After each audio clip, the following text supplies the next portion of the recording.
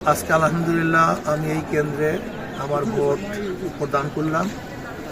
বাংলাদেশের সব জায়গাতেই 7:30টার থেকেই ভোট প্রদান করা শুরু হয়েছে।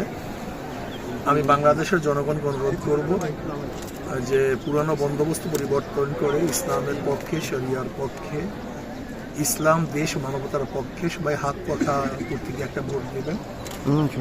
এবং আমি প্রশাসনকে বলবো মানুষ দীর্ঘদিন পর্যন্ত ভোট দেওয়ার জন্য যে চাতক পাখির ন্যায় তাকিয়েছিল এই দিনটার দিকে, সমস্ত মানুষ যেন নির্বিঘ্নে ভয় ভীতির ঊর্ধ্বে থেকে সুন্দর মতো ভোট প্রদান করতে পারে সেই ব্যবস্থা অবশ্যই প্রশাসন করতে হবে।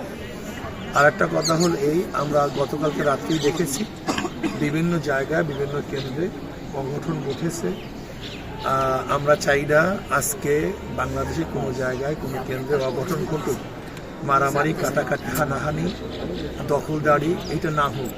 এবং আমরা এইটাও চাই না যে ভোট দেওয়ার পরে জনগণ ভোট দিবে আর আপনারা সেই ভোটের রেজাল্ট অন্যভাবে ঘুরিয়ে দিবেন, এইটাও কিন্তু আমরা চাই না। আমরা চাই জনগণ যাকে ভোট দিবে সেই জনগণ যেন তাদের ভোটের রেজাল্টটা তারা জানতে পারে, সেখানে ইঞ্জিনিয়ারিং যেন না হয়। এই আশাবাদ ব্যক্ত করতেছি। আল্লাহ আমাদের সবাইকে সুন্দর ভালো রেখে সুস্থ রেখে। ভোটের 1 ঘন্টা হয়ে গেল, ভোটের পরিবেশ কেমন দেখছেন? ভোটের পরিবেশ এখন তো ভালো। আমি আগেই বলেছি যে আমি কোনো অবস্থাতেই রেজাল্টের আগ পর্যন্ত ভালো কি মন্দ আমি এই কথা বলবো না। আমি বিগত দিনে আপনাদেরকে বলেছি যে ভোটার রেজাল্টের আগ পর্যন্ত পরিবেশ ভালো ছিল বা মন্দ ছিল এই কথা বলার কোনো সুযোগ নেই। কারণ অনেক সময় দেখা যায় পরিবেশ ভালো, ভিতরে অন্য কিছু ঘটে। আবার অনেক সময় দেখা যায় ভালো পরিবেশে ভোট হয়েছে কিন্তু রেজাল্ট ভিন্ন খাতে প্রবাহিত হয়েছে।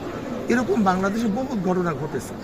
এর জন্য ভোটের রেজাল্টের আগ পর্যন্ত আমি এই কথা বলবো না যে ভালো হয়েছে, সুন্দর হয়েছে, অবাধ হয়েছে, এই কথাই বলবো না।